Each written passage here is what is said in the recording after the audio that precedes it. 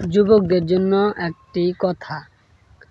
যুবকদের যদি নামাজের কথা যদি বলা হয় আর কয় কি বলে, আহারে মাথা ব্যথা, শরীর বেদনা, এটি দিয়ে কাটায় দেয়।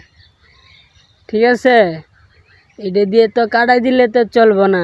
আবার যদি বলি বলে এই এখানে মজলিস আছে, কি আর মাথা ব্যথা, কি আর শরীর বেদনা, এটা ফেলাই দিয়ে দূর মারে মজলিস খাবের, এইগুলো চলবে না রে যুবক।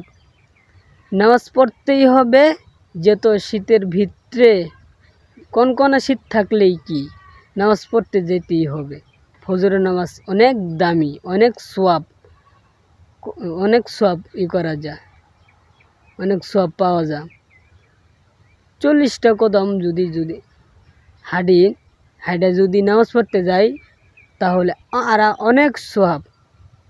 তাহলে এই পর্যন্তই থাকলো, সবাই দোয়া করবেন, আপনাদের জন্য আমি দোয়া করব। সবাই ভালো থাকবেন, সুস্থ থাকবেন।